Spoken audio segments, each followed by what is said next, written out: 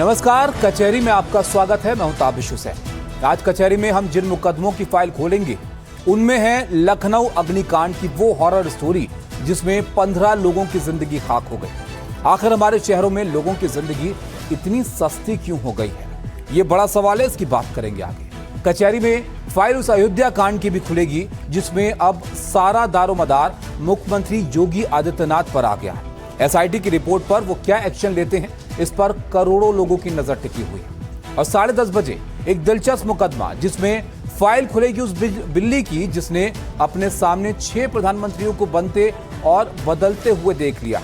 लेकिन कचहरी में सबसे पहले बात लपटों के सामने असहाय जिंदगियों की।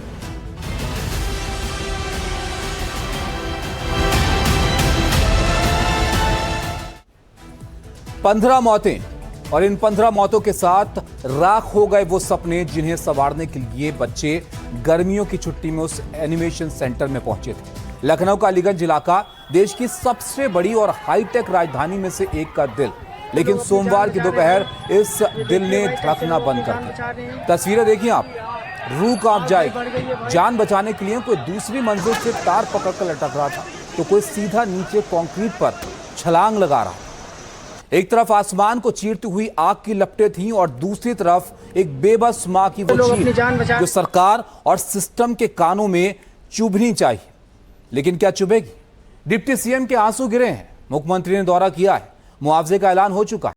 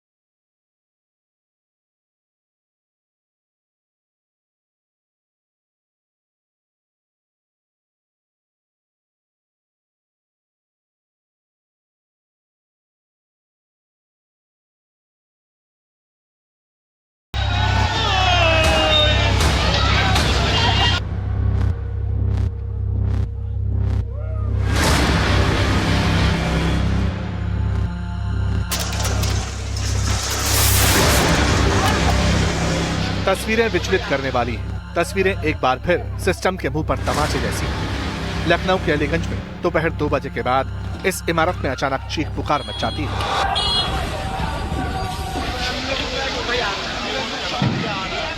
इन तस्वीरों को जरा गौर से देखिए। इस वक्त तक धुआं पूरे कमरे में भर चुका था। जो बच्चे फंसे थे उनके पास बाहर निकलने का कोई रास्ता नहीं था।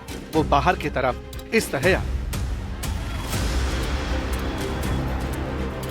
खिड़की से लटकते लटकते एक एक कदम आगे बढ़ाते हुए और फिर एक एक करके इस तार के जरिए इसी से लटककर नीचे उतरते दिखाई दे।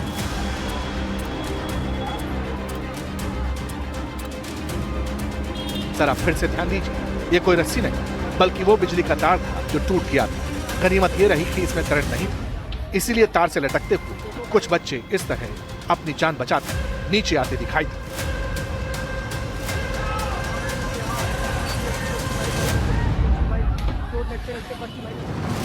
आग धीरे धीरे ऊपर की तरफ बढ़ती है, लेकिन आग से ज्यादा तेज रफ्तार उस जहरीले धुएं की थी जिसने कई जिंदगियों को अपनी चपेट में ले लिया।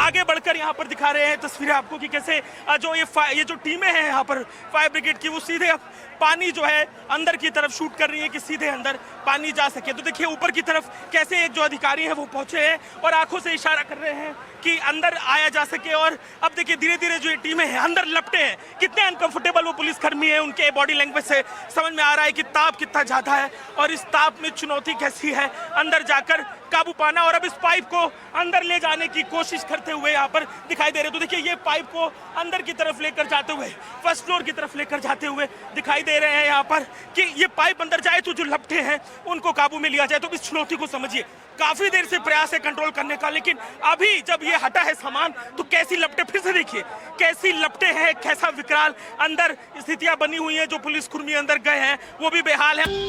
धुआं इतनी तेजी से सीढ़ियों के रास्ते ऊपर चढ़ा कि बच्चों को बाहर निकलने का रास्ता ही नहीं मिला। जान बचाने की जद्दोजहद में एक शख्स ने दूसरी मंजिल की खिड़की से नीचे छलांग लगा दी। वो नीचे खड़ा नहीं हो पाया, कमर की हड्डी टूट गई, सीधे लोहे की ग्रिल पर गिरा, लहूलुहान हो गया। जो इस मौत के कुएं से जिंदा बाहर निकल पाए, उनकी आंखों में अब भी खौफ तैर रहा है, जिसे वो ताउम्र नहीं भूल पाएंगे। बच्चों के साथियों के मुताबिक 3-4 बच्चे खुद को वॉशरूम में बंद कर चुके थे। फायर ब्रिगेड की टीम ऊपर की मंजिल तक पहुंच चुकी थी। एक कमरे और वॉशरूम की जांच की गई, लेकिन भारी धुआं था, इसकी वजह से एग्जॉस्ट फैन लगाना पड़ा। कुछ बच्चों ने बाहर कूद कर जान बचाई। सुनिए उन लोगों की जुबानी जो मौत के मुंह को छूकर वापस आए। ये आग शॉर्ट सर्किट की वजह से लगी है, क्योंकि मैं आ रहा था इधर, मेरा आना जाना यही रास्ता है, तो मैंने देखा कि यहाँ पे आग लगी है और कम से कम 12-13 बच्चे अंदर थे, जिसमें से 4 ही 5 कूद पाए हैं अपने हाथ से अपनी लाइफ सेव करने। यहाँ पे पैट्री हाउस था, यहाँ जानवरों का इलाज भी होता था, लाइब्रेरी भी थी और भी 2-3 काम होते। जब आए हुए थे तो थोड़ा सा धुआं उठ रहा था और मतलब लड़के जो यहाँ से निकाले गए तो 4-5 जो लड़के निकल गए, बाकी के अंदर बोल रहे थे कि हाँ आई थी, लेकिन बहुत देर। अब कोई एनिमेशन सेंटर कह रहा था तो कोई लाइब्रेरी बता रहा था, कोई कह रहा था पेट शॉप है। आखिर इस बिल्डिंग में चल क्या रहा था? आपको इस भीषण अग्निकांड से जुड़ी पहले और बाद की तस्वीरों से साफ पता चलेगा। जिस बिल्डिंग में आग लगी वो रेजिडेंशियल इलाके में थी। बेसमेंट, ग्राउंड और पहले फ्लोर पर पेट शॉप और क्लिनिक है। दूसरे फ्लोर पर लर्निंग स्पेस नाम की लाइब्रेरी और हेड हॉपर स्टूडियो, जिसमें 3D आर्ट प्रोडक्शन और गेम एसेट आउटसोर्सिंग का काम होता है। मौत का घेरा इतना संकरा था कि जब आधे घंटे बाद फायर ब्रिगेड की गाड़ियां, NDRF और SDRF की टीमें पहुंची तो लगातार अंदर जाने का रास्ता नहीं मिल रहा था। बाहर निकलने के लिए ना तो कोई फायर एग्जिट था, ना ही वेंटिलेशन। पहले जिस फ्लोर पर ये पानी जाता दिख रहा है उस फ्लोर पे आग लगी। उस फ्लोर के जो गेट्स हैं उनको अंदर से जो वहाँ लोग थे उन्होंने बंद किया, जिसके बाद आग जो है इस जनरेटर में लगी। देखिए पूरी तरीके से जल चुका जनरेटर है, जनरेटर पूरी तरीके से यहाँ पर जल चुका है। इस जनरेटर में आग पहुँचती है और फिर ग्राउंड फ्लोर में देखिए AC के तमाम डब्बे जो इक्विपमेंट से पड़े हुए हैं वो भी झुलसे हुए दिखाई दे रहे हैं। और साथ ही जो घर के बगल में एक घर है उसमें जो अमरूद का पेड़ है, दूसरे पेड़ है, वो सब भी झुलसे हुए दिखाई। देखिए ये बगल में लगी हुई इमारत से जा रहा विजुअल है और ये बगल की इमारत से सीढ़ियों के जरिए एंटर करने की कोशिश है।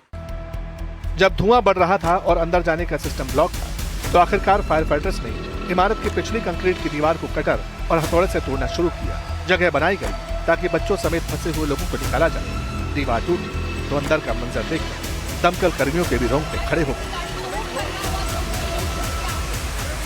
यहाँ भैया थोड़ी सी आग लगी थी ऊपर, फिर ऊपर वालों ने शीशा बंद कर लिया, उसकी वजह से आग और फैल गई। सबसे पहले ऊपर ही आग लगी? हाँ ऊपर लगी थी वहाँ पे। तो क्या हुआ जब आप आए तो आपने क्या देखा? यहीं पे हल्के से शीशे के ऊपर आग लगी थी, अंदर से शीशा बंद कर लिया, उसकी वजह से आग पूरी फैलती गई। उसके बाद क्या हुआ? उसके बाद सब फैलती गई। ये जनरेटर रखा हुआ, इसमें आग लगी, अंदर सिलेंडर एक था वो लगा पूरा। आप लोगों ने कुछ रेस्क्यू भी किया बताए? रेस्क्यू किया, एक ऊपर से लड़का फाना था नीचे गिरा, उसको एम्बुलेंस में भेजाया। आग दोपहर को लगी थी, लेकिन इतनी टीमों के बावजूद भी कई घंटों तक रेस्क्यू ऑपरेशन चला।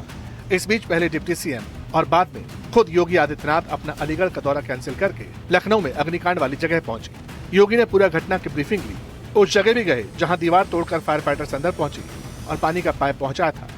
इसके बाद अस्पताल गए, घायलों से मिले और फिर कह दिया कि लापरवाही किसी की हो बख्शी नहीं जाएगी। मैं उन सभी परिजनों के प्रति जिन्होंने अपने परिवार के उन नौजवानों को खोया है, उनके प्रति मैं अपनी संवेदना व्यक्त करता हूं। हालांकि योगी से पहले डिप्टी CM जब कैमरे पर बयान दे रहे थे तो बात करते करते रो पड़े। बहुत हमारे छोटे छोटे बच्चे चले गए, पीड़ादायक घटना कैसे घटी, भविष्य में न घट रहे, इसके कड़ी कार्रवाई करें। बड़ी घटना है जी, बहुत बड़ी घटना है। 15 बॉडियां बाहर निकाली गई। 14 बॉडी मैंने अपनी आंखों से देखा। लेकिन सवाल है कि बच्चों की मौत हुई कैसे? क्या बच्चे आग की चपेट में आ गए? बर्न इंजरी सस्टेन की थी? KGMU ने शुरुआती मेडिकल असेसमेंट दिया। वो इस बात की तस्दीक करता है कि गुनहगार आग नहीं बल्कि वो धुआं था, जिसे रोकने का इंतजाम बिल्डिंग में नहीं था, यानी प्रॉपर वेंटिलेशन की कमी।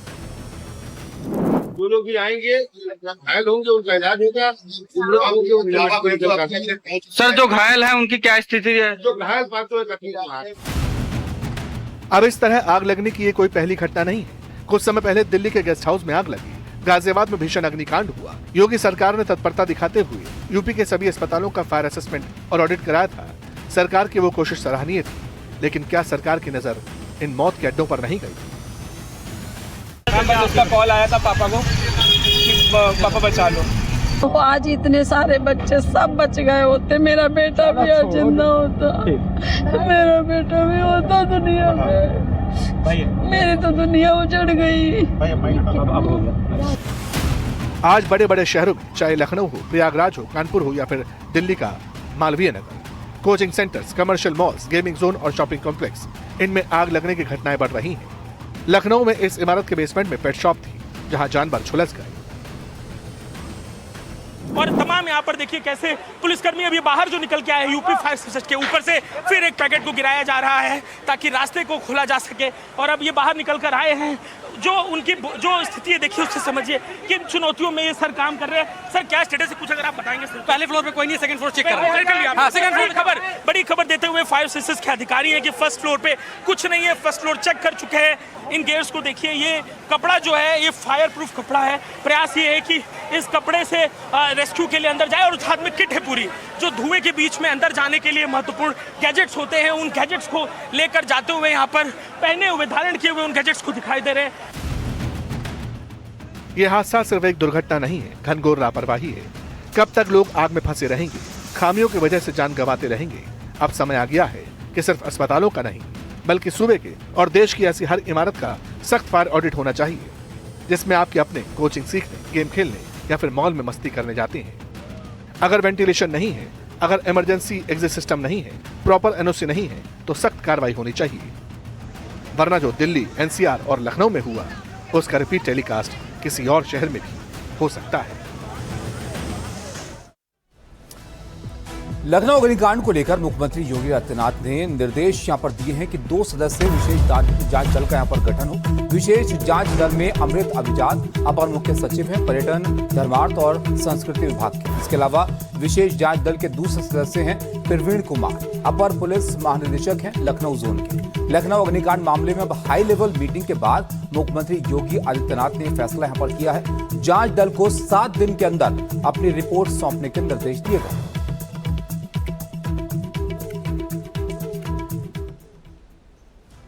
वैसे रिपीट टेलीकास्ट तो उसका भी नहीं होना चाहिए जो कि अयोध्या में हुआ है। कचहरी में हम चंदा, दान और चढ़ावे में गबन वाले उसी अयोध्या कांड की फाइल खोलने जा रहे हैं, जिसमें अब पूरा दारोमदार मुख्यमंत्री योगी आदित्यनाथ पर आ गया है। एसआईटी की सीलबंद रिपोर्ट उन तक पहुंच चुकी है, जिसमें 100 से ज्यादा लोगों की गवाही है। सीएम योगी को अब निर्णायक फैसला यहां पर लेना है, जो कि राम मंदिर ट्रस्ट की शक्ल भी बदल सकता है। लेकिन असल सवाल यह है कि सीएम योगी किस तरह का एक्शन यहां पर लेंगे।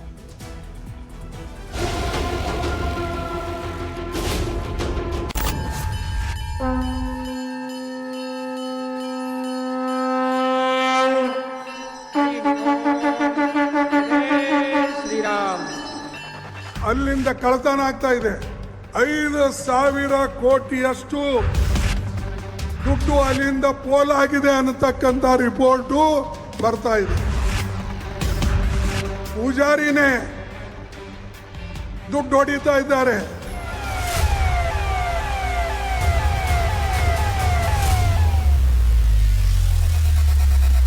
राम नाम जपो, पराय माल अपना। सारी जांच करके जो भी दोषी होगा वो जनता के सामने हम ले आएंगे, ऐसा योगी जी ने कहा। वो एक बार मुख्यमंत्री हैं वो। सरकार ने एसआईटी जरूर बनाई, लेकिन क्या एसआईटी को निष्पक्ष काम करने देंगे, ये भी एक सवाल है बड़ा। सीसीटीवी के फुटेज गायब है। पता नहीं किसके सर पर गड़ा फूटेगा। एसआईटी के क्या मायने हैं बिना एफआईआर के?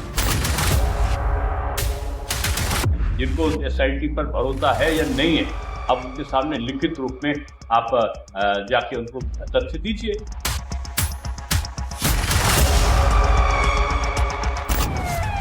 अयोध्या के राम मंदिर में चढ़ावा चोरी के मामले में अब जितने मुंह उतनी बात। ये आलम तब है जबकि इस मामले की एसआईटी जांच पूरी हो चुकी है। एसआईटी 6 दिनों में 100 से ज्यादा लोगों से पूछताछ कर चुकी है। यही नहीं, श्री राम जन्मभूमि तीर्थ क्षेत्र ट्रस्ट के बड़े बड़े पदाधिकारियों से भी पूछताछ हो चुकी है। ट्रस्ट के महासचिव चंपत राय, व्यवस्थापक गोपाल राव और ट्रस्ट के सदस्य डॉक्टर अनिल मिश्रा रडार पर हैं। चंपत राय के करीबी रामशंकर यादव उर्फ टिन्नू यादव से एसआईटी ने लगभग रोज पूछताछ की है। एसआईटी अपनी रिपोर्ट सील बंद कर चुकी है। ये मामला कितना संगीन हो गया है, इसका अंदाजा इसी बात से लगाया जा सकता है कि एसआईटी ने ट्रस्ट के पदाधिकारियों और राम मंदिर से जुड़े कुछ अहम लोगों को अयोध्या न छोड़ने का हुक्म दिया है।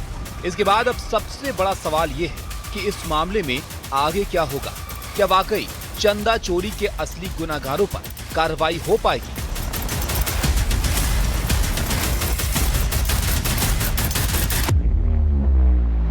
एसआईटी का समय पूरा हो गया है। जैसे ही जांच रिपोर्ट आएगी, निष्पक्ष कड़ी कार्रवाई होगी। सरकार की प्रतिबद्धता भ्रष्टाचार मुक्त शासन देने को लेकर तो तुष्टिकरण की पॉलिटिक्स लोग कर रहे हैं। एक बार अपने गिरेबान में झांके, देखे कहाँ कहाँ मदरसों में गड़बड़ी हुई है, कहाँ कहाँ मजारों पर गड़बड़ी हुई है। उस चंदे का क्या जो बाबरी मस्जिद के लिए इकट्ठा किया गया।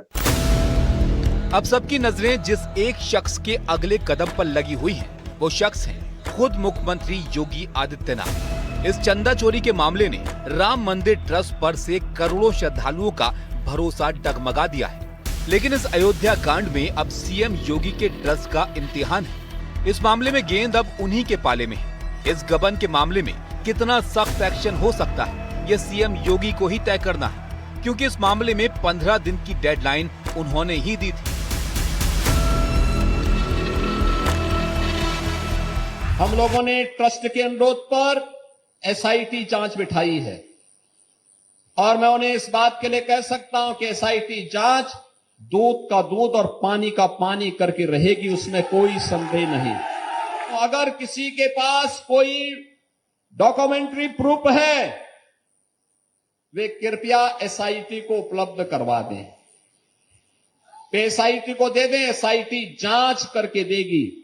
15 दिन और देख लें, इंतजार कर लो, चिंता मत करो। तो अयोध्या कांड के गुनाहगारों के खिलाफ कार्रवाई के लिए सीएम योगी ने जो समय सीमा तय की थी, उसमें से अब लगभग 12 दिन रह गए हैं। योगी किस तरह की कार्रवाई का उदाहरण सेट करेंगे ताकि ये एक मिसाल बन जाए, इस पर नजर रहेगी। लेकिन राम मंदिर ट्रस्ट में चंदे और दान के नाम पर गड़बड़ियों की जो परतें खुल रही हैं, एक से एक हैरान करने वाले खुलासे हो रहे हैं। रामलला को चढ़ाया गया हीरा जड़ित हार कहां गया, किसी को नहीं पता। रामलला को चढ़ाई गई चरण पादुका किसके पास है, इसका भी नहीं पता। विश्व सिंधी समाज सेवा संगम की चढ़ाई 200 किलो चांदी की ईंटें कहां हैं, इसका किसी के पास कोई जवाब नहीं।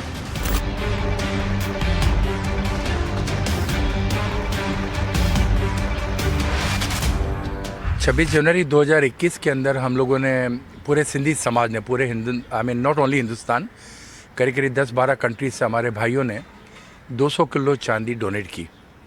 आदरणीय चंपत राय जी के अयोध्या के परिसर के अंदर ही दिल्ली में उनसे मुलाकात आई थी, उन्होंने अयोध्या बुलाया। तो 26 जनवरी को हम सब लोग जाकर के 200 किलो चांदी उनको भेंट की और दान दिया। तो हम लोगों ने कभी पूछा नहीं कि उस वक्त रसीद ले नहीं पाए हम लोग, बोले वो पहले चेक करेंगे, सब कुछ होगा, उसके बाद में आपको अपडेट किया जाएगा। 6 साल हो गए थे ये, तो टीवी के ऊपर न्यूज़ देखी तो हमें पता चला। तो मतलब आपको रसीद भी नहीं दी गई है? जी नहीं, रसीद वगैरह हमें कुछ नहीं है और कहाँ यूज़ किया गया है वो भी पता नहीं है। सारी गड़बड़ियां इसलिए हुई क्योंकि राम मंदिर ट्रस्ट अयोध्या में चंदे, दान और चढ़ावे का कोई सिस्टम ही नहीं बना पाया।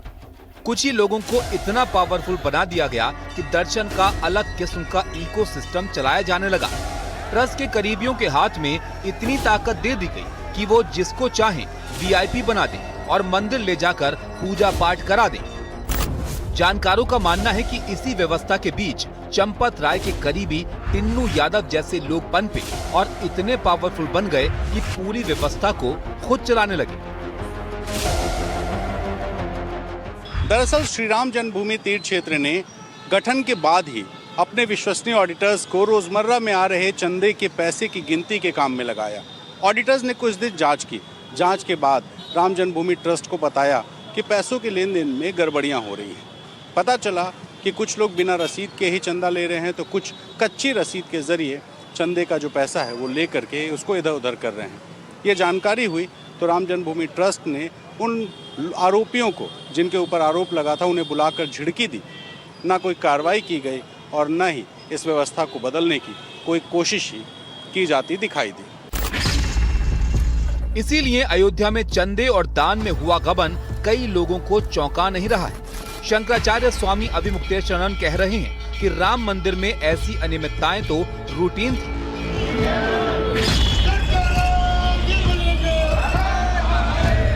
अयोध्या में चोरी कोई नई बात नहीं है, ये तो जब से वहाँ शुरुआत हुई है तब से हो रही है। और आप याद करिए, जब ये घटना प्रकाश में आई थी तो चंपत राय जी, जो कि सर्वे सर्वा है वहाँ पर, उन्होंने क्या कहा था? यही तो कहा था कि कोई उल्लेखनीय बात नहीं हुई है। इसका मतलब ये सब उनके लिए रूटीन था। तो इस जांच के इतने सारे पहलू हैं कि पता नहीं एसआईटी इतने कम समय में क्या क्या खोज पाई होगी। हालांकि बताया ये जा रहा है कि एसआईटी काफी महत्वपूर्ण साक्ष्य और दस्तावेज अपने साथ लेकर गई है। अब मुख्यमंत्री योगी आदित्यनाथ के हाथ में वो रिपोर्ट होगी और उन्हें ही तय करना है कि करोड़ों आस्थावान लोगों की श्रद्धा और भावना को चोट पहुंचाने के जिम्मेदार लोगों पर किस लेवल की कार्रवाई हो। क्योंकि इतना तो पता चल गया है कि राम मंदिर तीर्थ ट्रस्ट में सब कुछ भगवान भरोसे चल रहा था।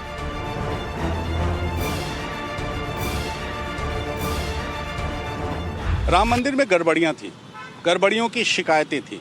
इन गड़बड़ियों को ठीक करने का सुझाव था और ये सारी गड़बड़ियां सबको पता थी, लेकिन कोई भी ठोस कदम नहीं उठाया गया।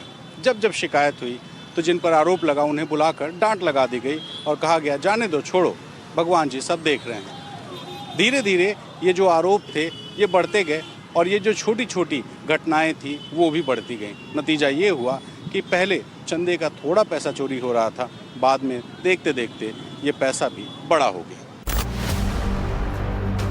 तो बात सिर्फ चंदा चढ़ावा और दान की गड़बड़ी तक सीमित नहीं रह गई है। अब तो देखना ये भी होगा कि जिस ट्रस्ट ने करोड़ों आस्थावान लोगों का ट्रस्ट तोड़ा, इस गबन के बहाने उसमें किस तरह की ओवरहॉलिंग होती है।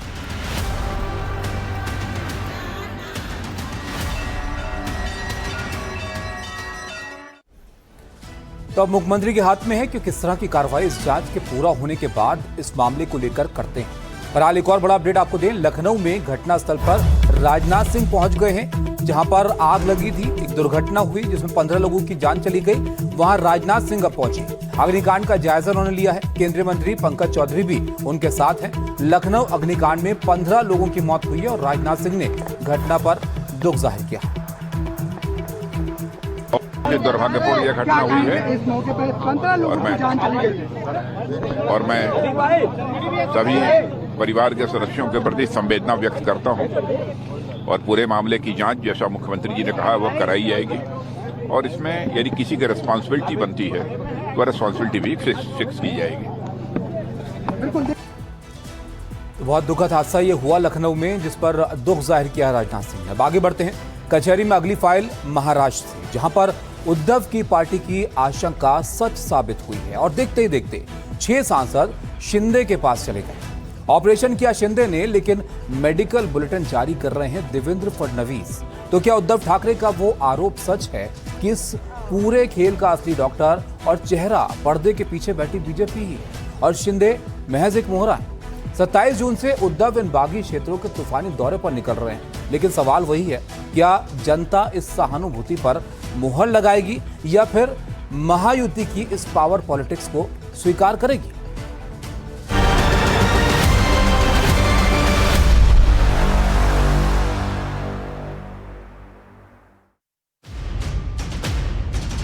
ये सब बिके हुए लोग हैं, एहसान फरामोश लोग हैं, जिन्हें कोई ये लेना देना नहीं है शिवसेना। और इस तरह उद्धव ठाकरे की शिवसेना में एक और टूट हो गई। छत्रपति शिवाजी महाराज जो कल ठाकरे की मशाल उठाकर चलते थे, अब वही शिव सैनिक शिंदे का तीर कमान चलाएंगे। शिंदे के 3 दिन के बयान सुनेंगे तो पता चलेगा कि सांसदों ने पाला तो पहले ही बदल दिया था, सिर्फ औपचारिक ऐलान बाकी था। आज ये टाइगर आपके सामने खड़ा है।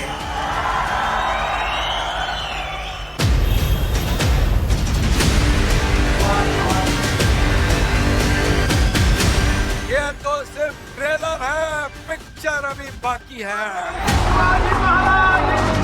आम्ही ऑपरेशन अर्धवट करत नाही, फुलफूट करतो। ऑपरेशन टाइगर सक्सेस, हमारे 6 खासदार साथ में आए हैं। क्रिकेट में क्या कहते हैं, षटकार, सिक्सर। जैसे ही सांसदों ने पाला बदला, उद्धव कैंप की तरफ से तीखे हमलों की बौछार हो गई। शिवसेना यूबीटी के सांसद संजय राउत ने तो इस दल बदल पर फिर से तल्ख बात कही। कहा पार्टी का सिजेरियन ऑपरेशन करना होगा। बात निकली तो गद्दारी तक पहुंच गई। ये सब बिके हुए लोग हैं, ये पैसे के पीछे वो लोग पागल हो गए हैं। उनको ना कोई निष्ठा है, ना लॉयल्टी है। इंसान फरामोश लोग हैं जिन्हें कोई ये लेना देना नहीं है कि उनके लिए पार्टी ने क्या किया, पार्टी के कार्यकर्ताओं ने क्या किया, ममता दीदी ने उनके लिए क्या किया। ऐसे लोग नैया छोड़ के भाग रहे।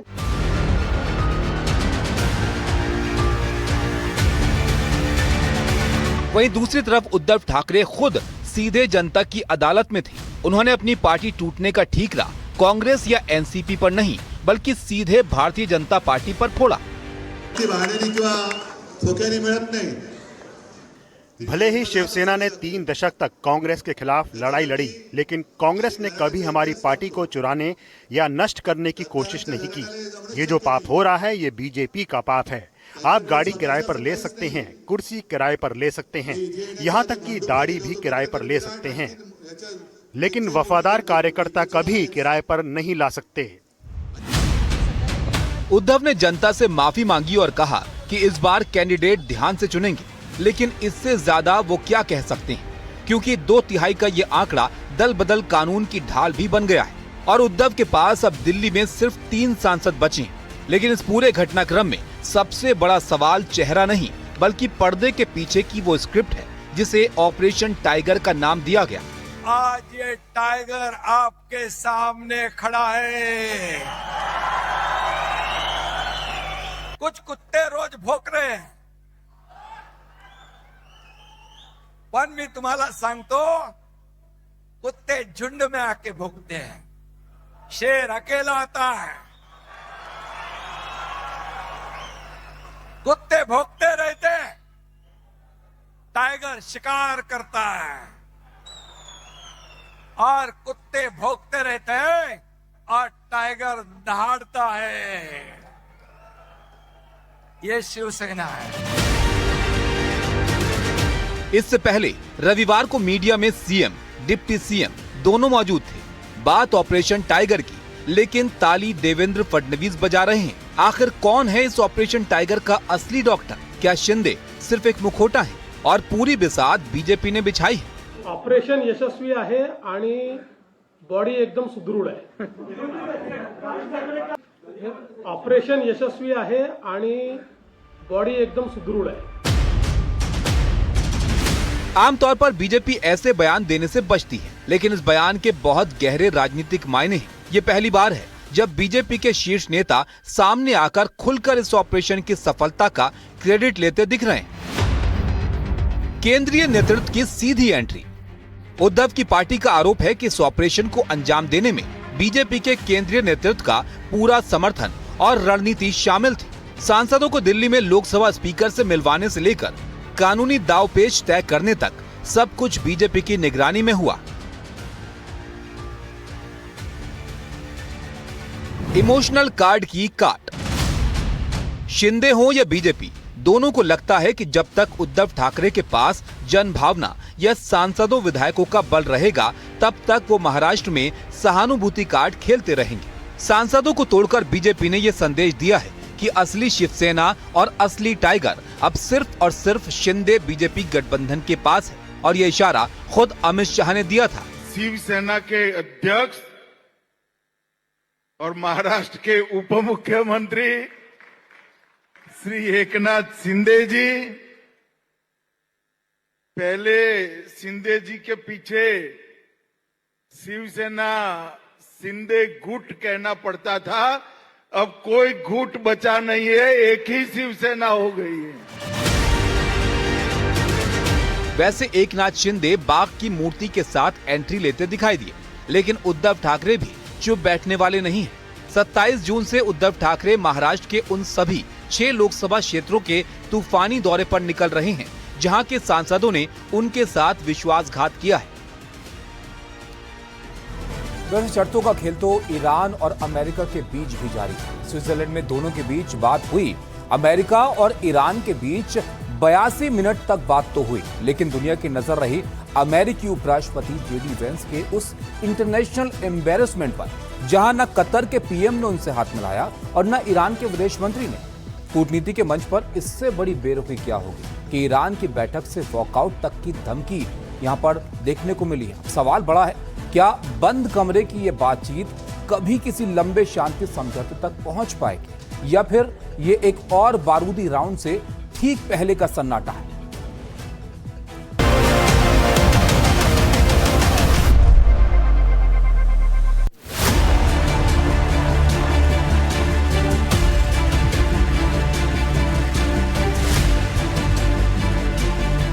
कूटनीति में शब्दों से ज्यादा कई बार बॉडी लैंग्वेज और इशारे कहानी बयां कर देते हैं। जिनेवा की इस पहली मुलाकात में शांति की गर्माहट कम और दुश्मनी की बर्फ ज्यादा थी।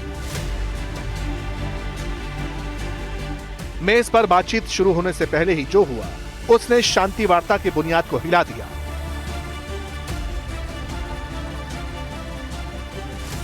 अंतर्राष्ट्रीय प्रोटोकॉल की धज्जियां उड़ती दिखी जब अमेरिकी उपराष्ट्रपति जेडी वैंस से ना तो मध्यस्थता कर रहे कतर के लीडर ने हाथ मिलाया और ना ही ईरान के विदेश मंत्री ने उनसे हाथ मिलाना मुनासिब समझा।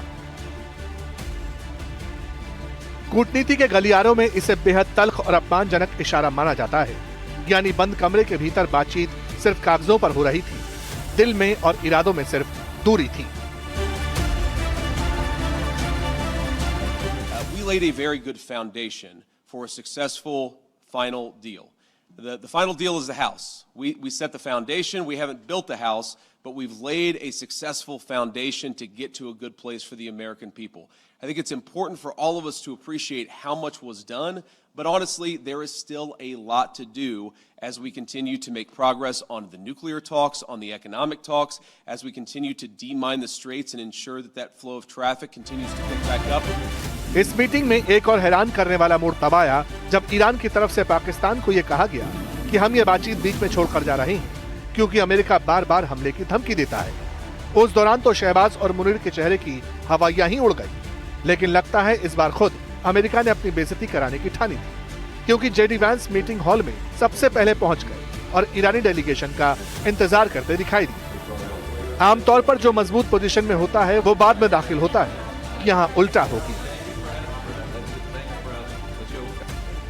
दूसरा ऑकवर्ड मूवमेंट तब था जब हाथ मिलाने की बारी आई। जैसे ही स्टीव विटकॉफ के बाद ट्रंप के दामाद जेरेड कुशनर हाथ मिलाने आगे बढ़े तो उन्हें यह मैसेज दिया गया कि ईरान आपसे हाथ नहीं मिलाना चाहता, इसीलिए वो पीछे हो गए, साइड में दिखाई दी। सुपर पावर की सुपर बेइज्जती दुनिया के सामने हो रही थी। The thing with the Iranians, yes, they did threaten to walk out, or at least there were social media threats that they would walk out. But we were negotiating well past 1 a.m. yesterday, so they didn't walk out. And their technical team is still here in Bergenstock working with our technical team actually as we speak, though I imagine maybe some of them are taking a break to watch this news conference. But look, what we told the Iranians yesterday is when you guys engage in what us millennials might call trash talk, you can't expect the President of the United States not to respond and not to correct the record.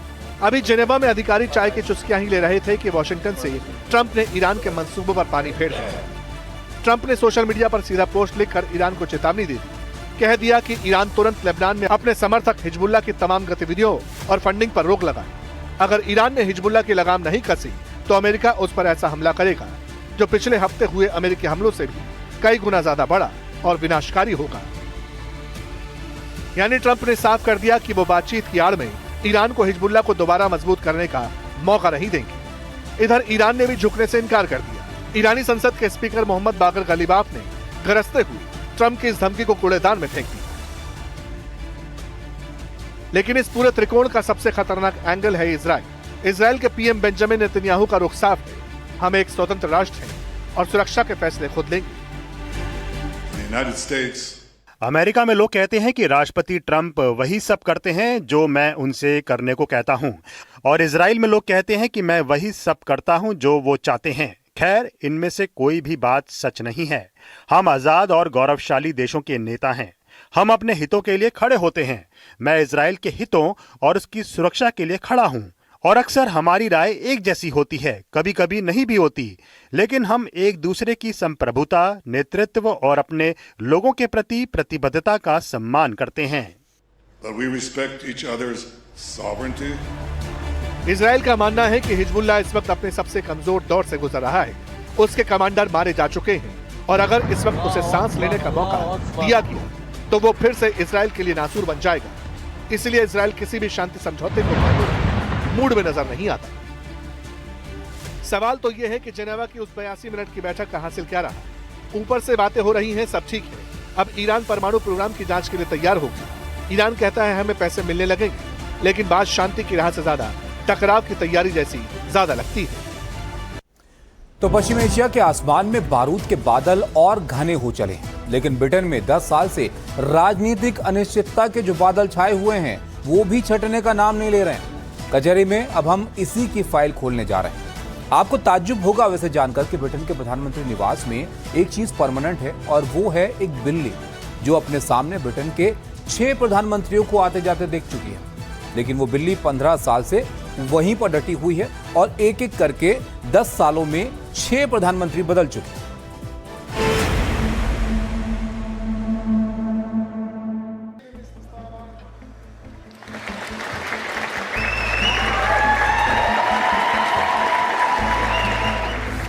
I will remain in post as Prime Minister until the contest is complete.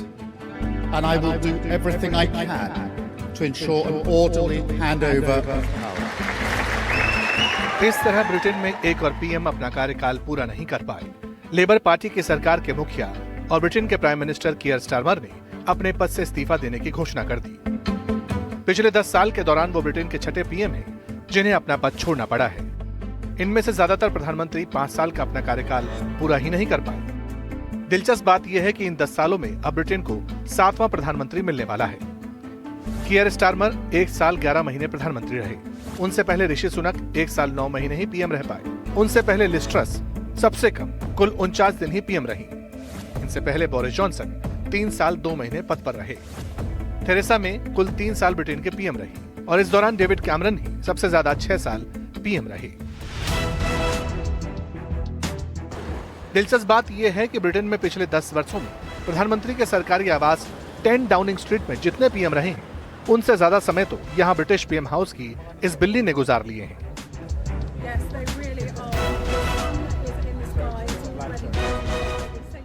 जी हाँ, PM house की इस बिल्ली ने अपने सामने Britain में 6 PM बनते और बदलते देख लिए हैं और अब 7वां प्रधानमंत्री बनते हुए देखेंगे। ये कोई मामूली बिल्ली नहीं है, इसका नाम है लैरी और ये ब्रिटेन के प्रधानमंत्री निवास में फरवरी 2011 से रह रही है। इसे चीफ माउजर यानी चूहे पकड़ने वाली मेन बिल्ली के रूप में यहाँ रखा गया है। इस बिल्ली के बारे में बाकायदा ब्रिटेन के पीएम हाउस की सरकारी वेबसाइट में भी फोटो के साथ जिक्र है।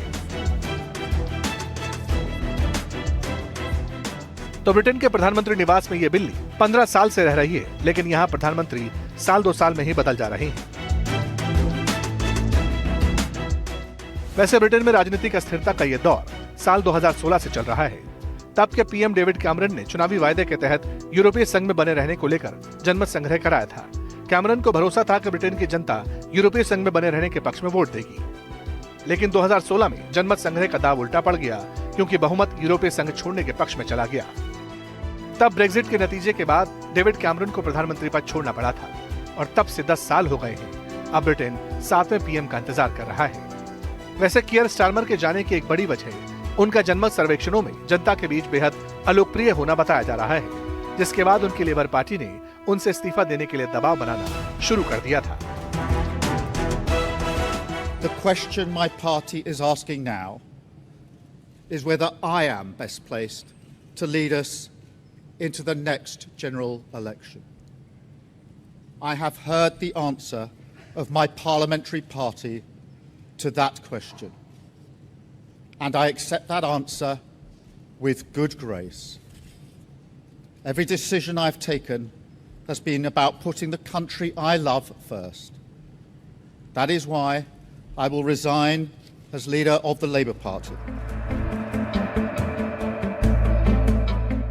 स्टारमर के अमेरिकी राष्ट्रपति ट्रंप से भी रिश्ते बिगड़ गए थे और इसकी शुरुआत तब हुई जब कियर स्टारमर ने शुरू में ही ईरान के खिलाफ युद्ध में शामिल होने से इनकार कर दिया था। ट्रंप ने स्टारमर के इस्तीफे की संभावना पहले ही भांप ली थी। एक दिन पहले ही सोशल मीडिया पर किए गए एक पोस्ट में ट्रंप ने लिखा था कि कियर स्टारमर प्रधानमंत्री पद से इस्तीफा दे देंगे।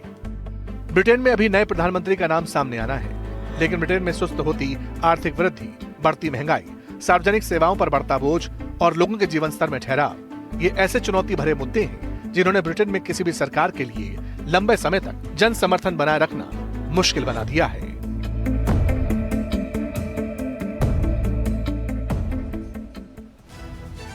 इसी के साथ कचहरी में आज के लिए फिलहाल इतना ही। कल फिर लौटेंगे कुछ और बड़ी खबरों की फाइल खोलने के लिए। तब तक के लिए नमस्कार।